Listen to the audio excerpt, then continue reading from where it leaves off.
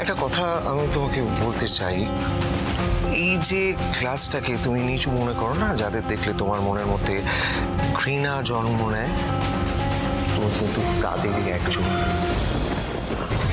তুমি ভয় পাও, সবসময় ছটফট করো।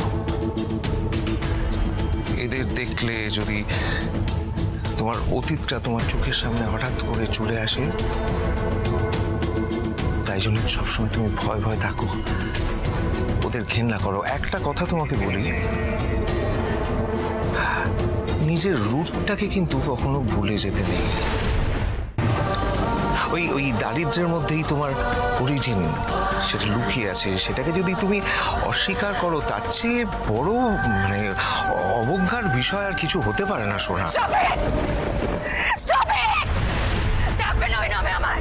আমি সোনালি নই, আমি সোনার নই, ডাকবে নই নামে তুমি আমায়।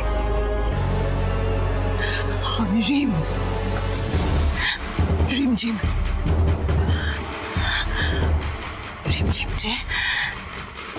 যে তোমার কোনো ব্ল্যাকমেলে ভয় পায় না। আর ভয় পাই না আমি তোমায় ভয় পাই না।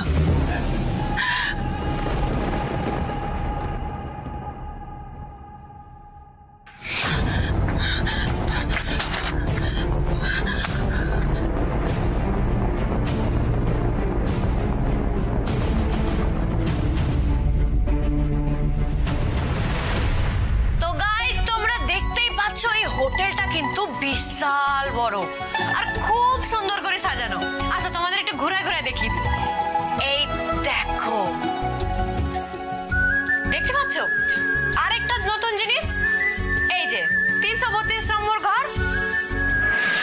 আমরা কিন্তু হোটেল কর্তৃপক্ষ থেকে একেবারে পারমিশন নিয়ে নিয়েছি, আমরা তোমাদের দেখাবো এই ঘরের ভেতরে কি আছে। চলো যাই।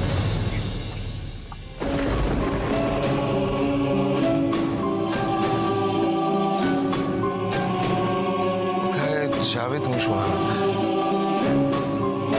আমার কথা তো এখনো শেষ হয়নি।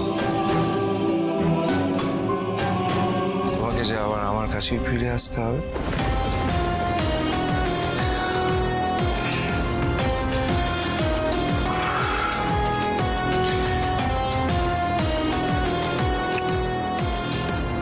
সোনালি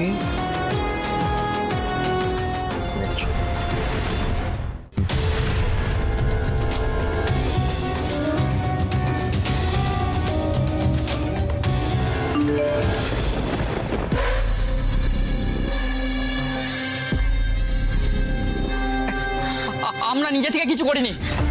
রিমঝিম ডায়েরি আমাদের সুপারি দিয়েছিলেন।